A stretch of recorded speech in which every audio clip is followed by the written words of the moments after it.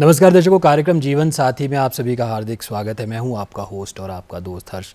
दर्शकों, अक्सर ज़िंदगी की एक राह में जब दो अनजान लोग एक दूसरे से मिलते हैं और कब उनकी राह और उनकी ज़िंदगी एक दूसरे में समा जाती है, शायद इसी फ़लसफ़े को जीवन साथी कहते हैं। और दर्शकों, जीवन साथी कार्यक्रम में हम आपको कुछ दिलचस्प कपल से मिलाते हैं, उनकी ज़िंदगी की कहानी, उन्हीं की ज़ुबानी उनसे सुनते हैं। और आज हमारे साथ मौजूद हैं एक ऐसे ही पावरफुल, ब्यूटीफुल, डायनामाइट कपल। मेरे साथ मौजूद है मैम डॉक्टर रजनी कौशिक और उन्हीं के बगल में बैठे हैं उनके loving husband doctor Shyam Kaushik. दोनों ही डॉक्टर्स हैं और आप दोनों का ही हमारे कार्यक्रम जीवन साथी में स्वागत है। धन्यवाद हर्ष, बहुत आपका धन्यवाद यहाँ बुलाने के लिए जी। और हमारे लाइफ के मोमेंट शेयर करने के लिए। मैं प्रेजेंटली एमएमयू मेडिकल कॉलेज में हूँ, प्रोफेसर के पद पे पैथोलॉजी विभाग में कार्यरत, और 35-36 साल की सेवाएं सरकारी क्षेत्र में दी हैं मैंने जी। और नाहन मेडिकल कॉलेज से as professor and head pathology retired हूँ। जी, धन्यवाद। बहुत खूब आपने अपने बारे में बताया। सर, आपका भी थोड़ा सा तारुफ हम चाहेंगे। सबसे पहले तो मैं दूरदर्शन, शिमला दूरदर्शन वालों का धन्यवाद करना चाहूँगा जिन्होंने हमें ये अवसर दिया कि आज हम यहाँ बैठे हैं आपके साथ। जी। तो मेरा भी अभी रिटायर हुए हैं गवर्नमेंट जॉब से लास्ट ईयर एंड में। तो मैं वहाँ एज ए प्रिंसिपल भी रहा, सीनियर एमएस भी रहा, बड़ी पोस्टों पर रहने का अवसर भी मिला। तो अभी एट प्रेजेंट हम दोनों ही लोगों ने ये महर्षि मार्कंडेश्वर यूनिवर्सिटी है सोलन में, उनका मेडिकल कॉलेज ज्वाइन किया है जी। एज प्रोफेसर ऑफ पीडियाट्रिक्स और एक as a dean of study also. जी सर, आप दोनों ही सेवानिवृत्त हो चुके, दोनों ही डॉक्टर्स हैं और अभी भी करंटली अपनी सेवाएं दे रहे हैं। वैसे लग नहीं रहा आप दोनों को देख के कि आप दोनों रिटायर हो गए, बड़े ब्यूटीफुल, बड़े यंग से लग रहे हैं सर। ये कॉम्प्लीमेंट्स में तो मैं आपको देना ही चाहूँगा। और मैं ये भी आपसे जानना चाहूँगा, आप दोनों को देख के ऐसे लग नहीं रहा कि ऐसा लग रहा है कि कल ही आपकी शादी हुई थी। पर प्लीज़ सर आप बताइए कितने साल हो गए शादी को? हमारे 1990 में हमारी मैरिज हुई थी, इसी मंथ जुलाई में, 2 जुलाई जी। तो अभी 34 years we have completed together. Sir, belated marriage anniversary. Ma'am 34 years sir के साथ कंप्लीट कर लिया आपने, कैसा एक्सपीरियंस रहा? It was wonderful, full of ups and downs, but ultimately beautiful one. Ji. I have enjoyed being in his company from the very beginning. और ऐसा नहीं है कि कुछ उतार चढ़ाव नहीं देखे जीवन ने, बहुत सारे देखे, बट सबसे ब्यूटीफुल बात यही थी कि इकट्ठे मिलके उसको ट्रेवल किया, जो भी था। जी। गलत समय था, अच्छा समय था, जो भी था। So we have always enjoyed his company. सबसे बड़ी बात लगता है कि इतने साल हो चुके, 34 इयर्स, मुझे लगता है बहुत बड़ा समय होता है। हाँ, नहीं लगता, नहीं, डेफिनेटली यू आर राइट। आज भी नहीं लगता, आज भी ऐसे लगता है अभी कल मिले थे तो फिर लड़ाई शुरू हो जाती है। जी सर, मैम बोल रहे हैं कि कल मिले थे तो कहीं लड़ाई का भी जिक्र उन्होंने कर दिया।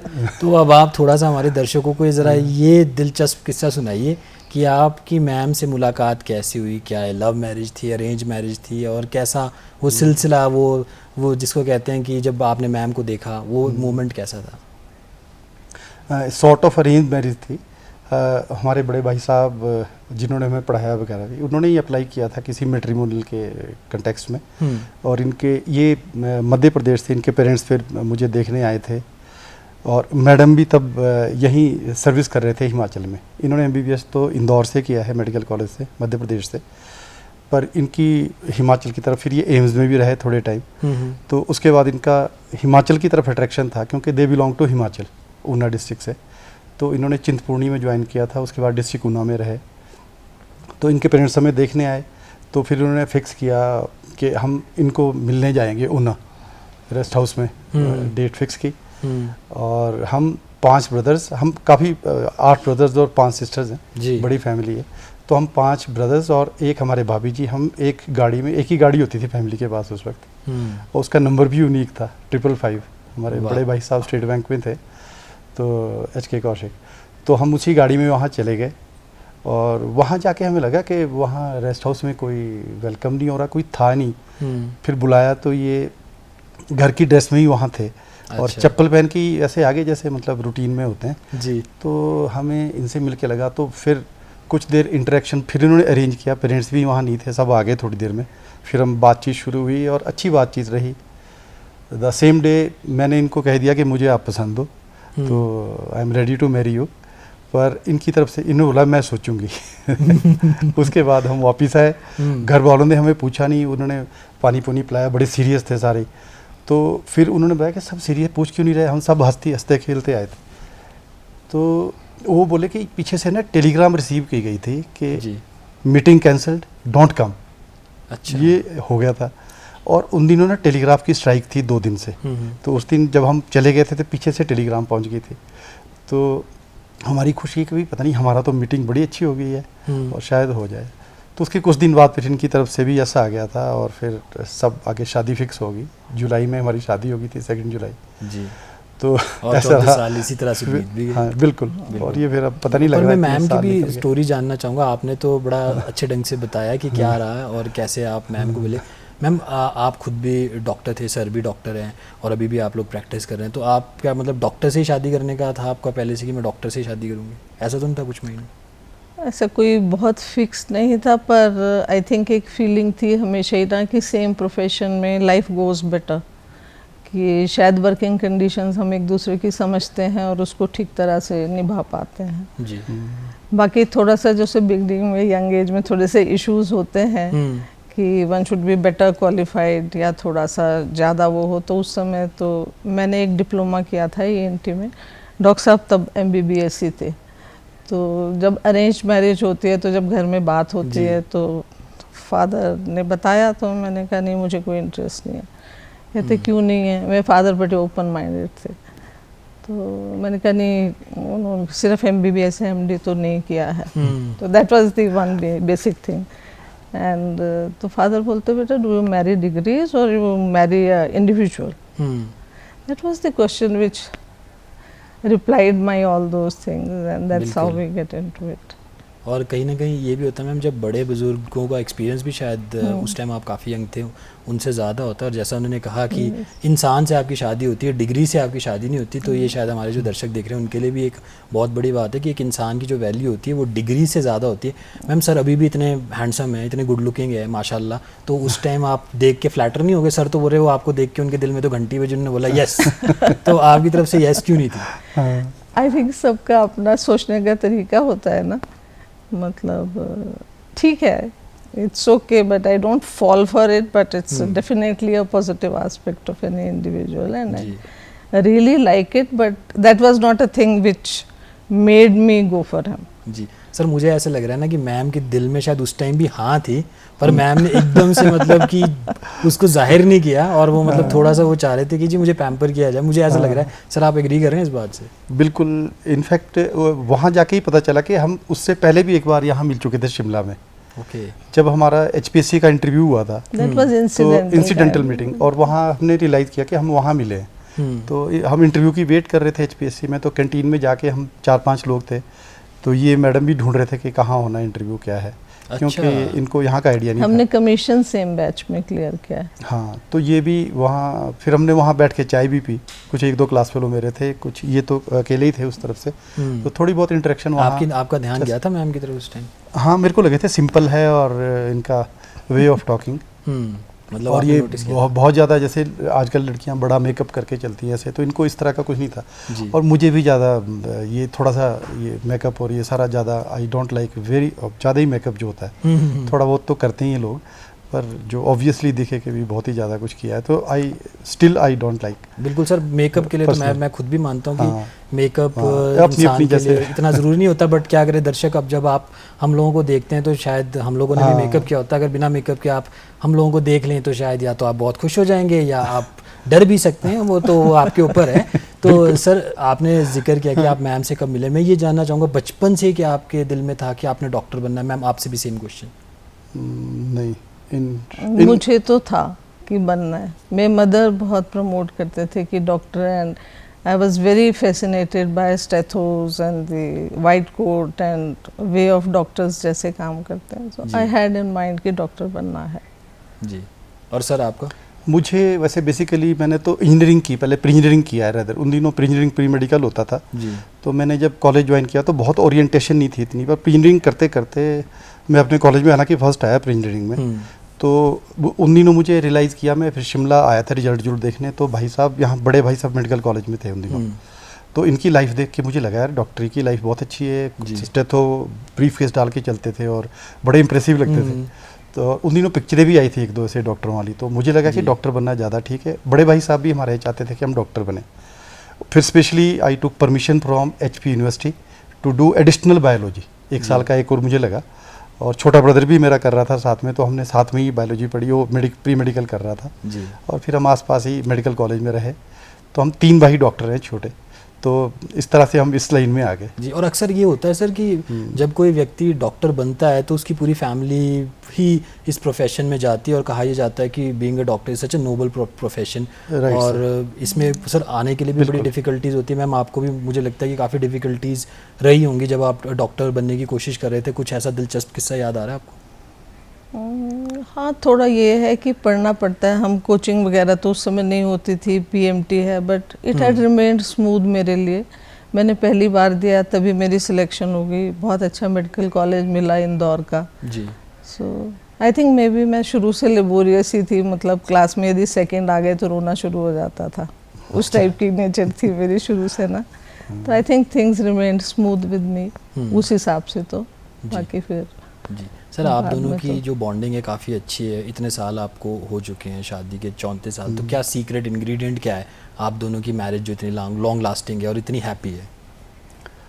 बीच में ups and down we just like हम एक फ्रेंड्स की तरह ही रहते हैं सॉर्ट ऑफ, कि कोई काम करना नया कुछ करना तो डिस्कस करते हैं क्या है जो पसंद आए दोनों को, तो जो भी फिर आगे बढ़ना। तो ऐसे ही चल रहा है। बहुत ही ज़्यादा कोई प्लान नहीं किया लाइफ में, तो पर गॉड वाज वेरी काइंड। उन्होंने हमें बड़ा अच्छा रास्ता दिया अपने आप ही। जहाँ जहाँ हमने डिफ़िकल्ट एरिया में भी सर्विस की है, रूरल एरिया में भी रहे हम। शुरू में जब मैरिज हुई तो उसके बाद ही किन्नौर चले गए थे, ऑप्शन दे गई। उन दिनों लोग किन्नौर जाना पसंद नहीं करते थे, 90s की बात कर रहा हूँ मैं। तो हमने ऑप्ट किया था कि हमने जाना है। तो और उसके बाद कई लोग फिर हमारे देखा देखी और भी आए। तो अब तो लोग थोड़े मार्क्स वगैरह मिलते हैं तो लोग ऑप्ट भी करते हैं कि अब डिफ़िकल्ट एरिया सर्विस करें ताकि PG में एंट्री हो जाए। तो उन दिनों ऐसे इंसेंटिव नहीं थे, पर हम फिर भी गए और बहुत अच्छा रहा हो डिसीजन जी। कि वो एक्सपोजर जो ट्राइबल एरिया में सर्विस करने का रूरल में, वो बाद में भी काम आता है लाइफ में। तरह तरह की लाइफ कैसी होती है, सर्विसेज कैसी है वहाँ, हेल्थ की क्या इम्प्रूवमेंट अब हो सकती है उसमें। तो बहुत रहा। साथ साथ फिर हमने इन सर्विस कैंडिडेट MD किया दोनों ने। वाह। पहले मैं सिलेक्ट हो गया था, मैडम फिर मेरे 1 साल बाद ही सिलेक्ट हो गए थे IGMC। तो आपने कभी मैम को छेड़ा नहीं कि मैं मेरी पहले MD होगी और आपकी हुई नहीं है? नहीं, इनकी जॉब 1 साल थोड़ा कम था, 5 ईयर कंडीशन थी, तो इनके 1 साल बाद हुए पूरे 5 ईयर्स। मेरे पहले हो गए थे तो मैं एलिजिबल हो गया था अपीयर होने एग्जाम के। मैम छेड़ा सर ने आपको कि नहीं छेड़ा? नहीं, ऐसा वाला तो नहीं छेड़ा कभी, because that was time bound. उसमें हमारा तो कुछ था नहीं, 5 इयर्स होंगे तभी आप अप्लाई कर सकते हैं, अदरवाइज तो नहीं कर सकते। मैम कुछ लोग ये कहते हैं ना कि अगर आपका एक रिलेशनशिप हेल्दी रहना चाहिए, कोई भी रिलेशनशिप हो, तो उसमें लड़ाई होना बहुत ज़्यादा ज़रूरी है। आप एग्री करते हैं इस बात से? हाँ, वो तो सुबह से शाम तक में कई बार होनी चाहिए to be a good this thing. Initiate कौन करता है, स्टार्ट कौन करता है? सर आपकी तरफ इशारा जा रहा है मैम का कि आप स्टार्ट करते हैं लड़ाई। नहीं, करता भी हूँ वैसे। मुझे ऐसा लगता नहीं मैं करता हूँ, मैं तो थोड़ा इजी गोइंग टाइप हूँ जी। पर मैडम थोड़ा ज़्यादा डिसिप्लिन्ड है, तो मैं करता हूँ कोशिश के उतने ही डिसिप्लिन होके चलें। पर कभी कभी आउट ऑफ ट्रैक हो जाते हैं तो फिर तो सर मनाते कैसे हो आप मैम को? मनाते कैसे हो आप मैडम को? बस नथिंग। सर कभी गाना नहीं गाया आपने मैम के लिए मनाने के लिए? मैम के लिए हाँ, 1-2 बार शुरू में सुनाया था इनको। तो सर आज प्लीज़ हमारे दर्शक भी ज़रूर सुनना चाहेंगे, और मुझे लग रहा है कि जब आप गाना मैम के लिए गाएंगे तो मैम आपके लिए भी ये रहेगा कि आप ज़िंदगी भर मैम को बता सकते हैं कि देखो जी मैंने आप लाइव टेलीविज़न पे, नेशनल TV पे आपके लिए गाना गाया। नहीं, he is very easy going person and very patient, but such people when they are stuck then they take long time to get out of it. वो तो होता है। तो सर मैम की तारीफ में दो शब्द, 2 लाइन। हाँ चलो, 2 लाइनें जो मैडम को हमने सबसे पहले सुनाया था वो उसकी 2 लाइनें मैं आपको सुना देता हूँ।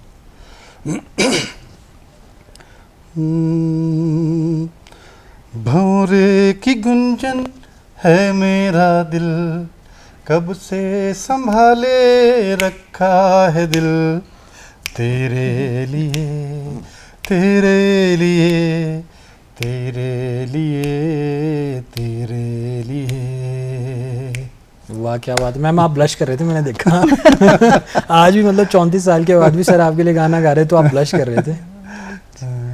यस जी। तो मैम जब सर से आपकी मुलाकात हुई और शादी फिक्स हुई और जब शादी हुई तो शादी वाले दिन को अगर आप थोड़ा डिस्क्राइब करना चाहें, काफ़ी इमोशनल होता है एक लड़की के लिए और ख़ासकर आप एक वर्किंग लेडी थे, तो फिर कैसा था वो दिन, कैसे इमोशंस थे, तो थोड़ा हमारे दर्शकों को बताइए। इमोशंस थे, काफ़ी थे, but there was something very interesting and different happened. जी। There was a lady who did my this thing makeup जी। and whatever she did, I never used to do makeup. I said keep it light, but she did much of it. When I came back, मेरे एक ताया जी थे from the parlor. He said मेरी बेटी को लंगूर किसने बनाया? And I was so conscious. I said I am not going for marriage. Can you believe it? Everybody ready this thing. आप उसको पहुंच भी नहीं सकते हैं, कुछ भी नहीं. So all those emotions which person otherwise will think, they were overpowered by that feeling of not looking good जी। and having a over makeup. और सर जैसा बोल भी रहे कि मेकअप लड़कियों की ज़िंदगी में बड़ा अहम रोल निभाता है और दर्शकों देख लीजिए मेकअप अच्छा होना बहुत ज़रूरी है। हमारा मेकअप देखो कितना अच्छा होता है, अगर आपका भी कभी मन करता है तो आप भी हमारे दूरदर्शन में आके मेकअप करा सकते हैं और हमारी तरह सर चमक सकते हैं, मैम की तरह भी चमक सकते हैं, और मैम तो खैर खुद हैं ही इतने ब्यूटीफुल। तो सर आपका भी कोई ऐसा दिलचस्प किस्सा था? मतलब अक्सर हम देखते हैं कि हमारे कल्चर में तो कई बार जूते भी चोरी हो जाते हैं, आपके जूते नहीं हुए चोरी? जूते हाँ थोड़े बहुत हुए थे, थोड़े बहुत इंसिडेंसेस रहे, जूते भी चोरी हुए, सब कुछ है। फिर वो सालियाँ सुलियाँ, मेरी काफ़ी सालियाँ हैं, 3 सालियाँ हैं और तो ये 4 सिस्टर्स हैं, एक ब्रदर है, तो उन्होंने थोड़ा बहुत जो छेड़खानी चलती है यो करना। सर तो कितने पैसे लग गए आपके जूते निकालने हिसाब से? काफ़ी लग गए थे, आई थिंक मेरे ख्याल में 5100 और समथिंग, इतना रिमेंबर नहीं, की बात कर रहे हो? अच्छा 90s में। हाँ 100 was a big amount. हाँ तो ठीक रहा था जी कुल मिला के। मतलब काफ़ी। अब वो आपने सर मैम से जब शादी करनी है तो ऐसा तो आपको अब सहना तो पड़ेगा ही, क्यों मैम? हाँ बिल्कुल।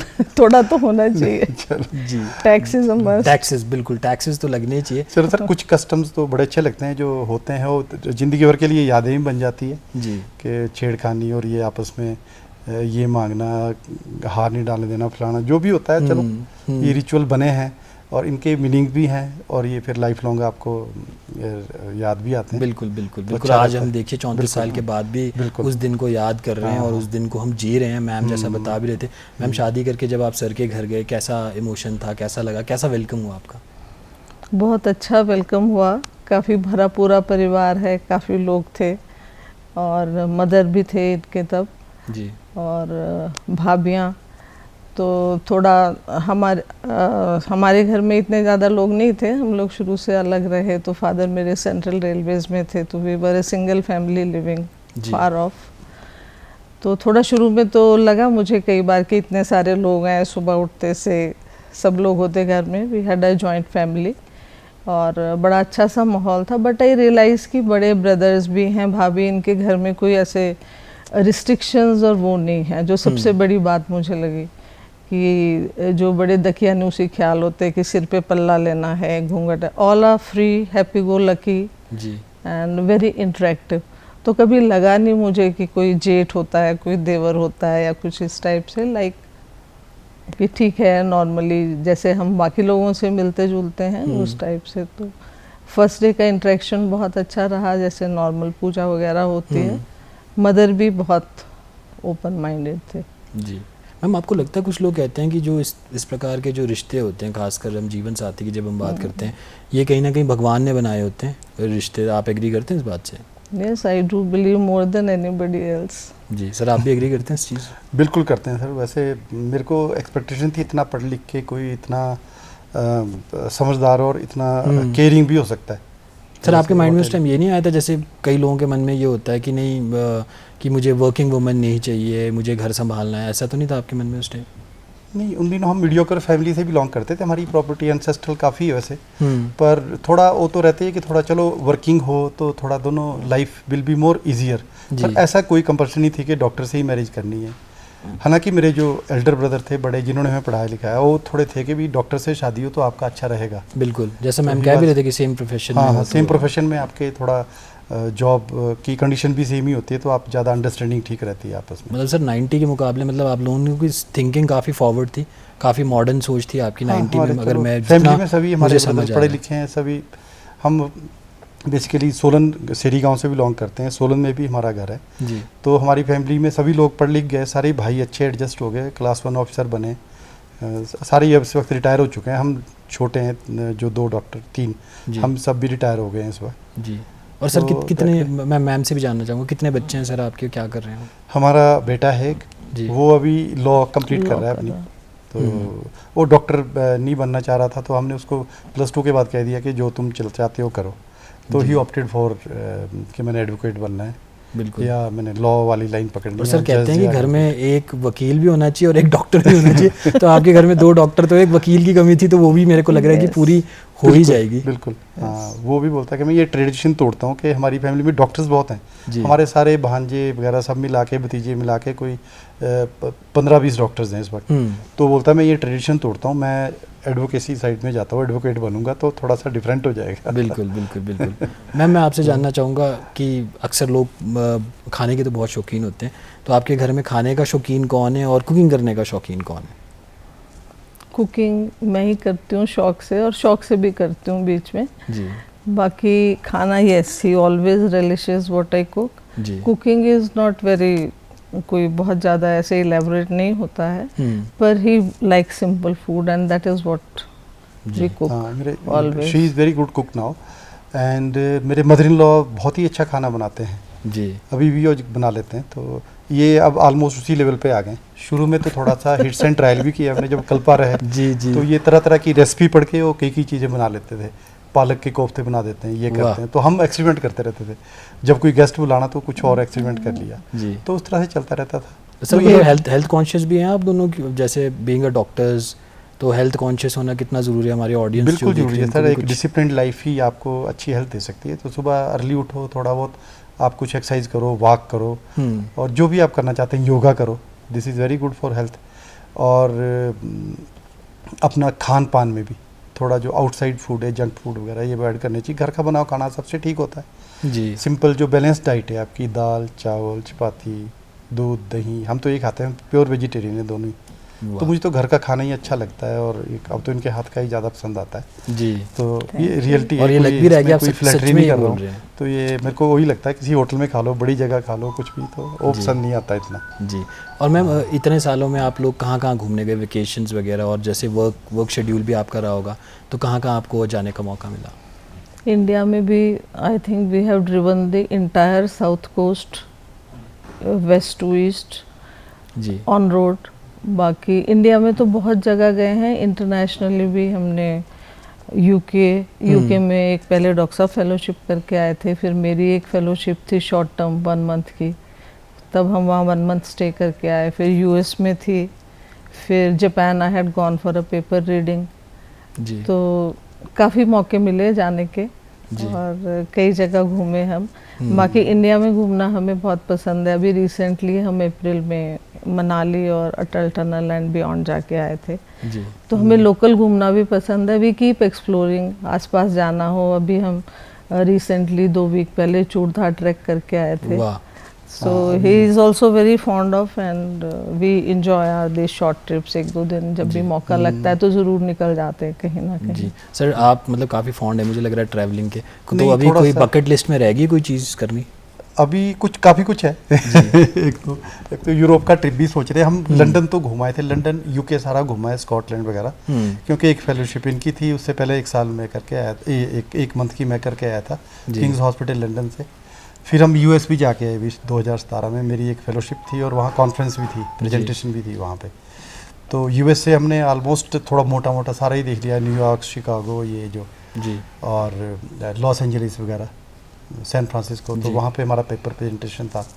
फिर हम नियाग्रा फॉल वगैरह ये सारा देख, मतलब लगभग आपने सब कुछ घूम चुके हैं। यूरोप रह गया, तो यूरोप का एक ये अपना स्विट्जरलैंड वगैरह ये देखना है। मेरी फर्स्ट फेलोशिप स्वीडन में होती थी, डीप यूरोप जाके बिल्कुल बिल्कुल मालूम है। तो सर हमारी तो यही तो प्रार्थना रहेगी कि आपके 34 साल तो अभी आगाज़ है, अगले 34 साल में आप और ज़्यादा आपको खुशियाँ मिले, यूरोप आप घूमें, स्विट्ज़रलैंड आप घूमें और ऐसे ही खुश रहें। आप हमारे कार्यक्रम जीवन साथी में आए दोनों, डॉक्टर रजनी कौशिक, डॉक्टर श्याम कौशिक, उसके लिए बहुत बहुत शुक्रिया। सर आपका भी बहुत धन्यवाद। धन्यवाद, आपने हमें बुलाया और ये मौका दिया। Thank you so much. तो दर्शकों, आज के जीवन साथी कार्यक्रम में बस इतना ही। अब मुझे दीजिए इजाज़त। नमस्कार।